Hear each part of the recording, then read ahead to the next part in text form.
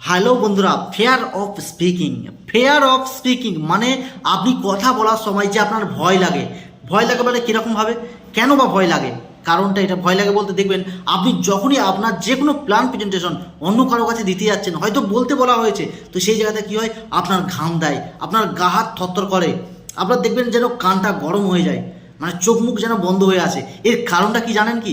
এর কারণটা একটাই, আপনার প্র্যাকটিস নেই। আপনি যেই স্পিচটা দেবেন সামনের মানুষকে, সেটার উপরে আপনার ভালো করে প্র্যাকটিস করা নেই, ল্যাক অফ নলেজ, আপনার ভালো নলেজ নেই। আপনি যেই প্ল্যান প্রেজেন্টেশনটা সামনের মানুষকে দিতে যাচ্ছেন, সেটা আপনার ভালো করে জানা নেই। এখানে ভয় লাগছে, লোকে কি বলবে, যদি আমার ভুল হয়ে যায়, তো এই নানান চিন্তা ভাবনা আপনার মনের মধ্যে আসছে, আর সেই কারণে কিন্তু আপনার ভয় লাগছে। তো একটাই প্রবলেমের সলিউশন, আপনি ভালোভাবে প্র্যাকটিস করুন।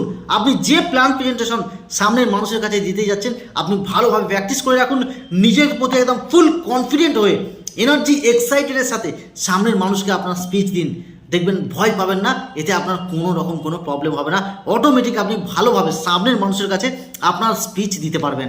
তো কনফিডেন্টলি হাই রেখে আপনি কাজ করুন, আপনার যে প্ল্যান প্রেজেন্টেশন কনফিডেন্ট হয়ে আপনি দিন, দেখবেন সামনের মানুষ অটোমেটিক বুঝতে পারবে, আর আপনার ভয়টা আস্তে আস্তে কেটে যাবে। আর নিজের প্রতি বিশ্বাস রাখুন, কন্টিনিউ প্র্যাকটিস করুন।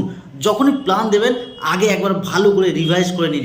লোককে জানতে দিলে হবে না, আপনি নিজে ভালো করে রিভাইজ করে নেবেন, অটোমেটিক কিন্তু আপনার ভালো স্পিচ হবে। তো ভিডিওটা যদি ভালো লেগে থাকে, অবশ্যই লাইক কমেন্ট শেয়ার করবেন। এইরকমই আরও নতুন নতুন ভিডিও আমি আপনাদের সামনে প্রেজেন্টেশন করবো। Thank you so much.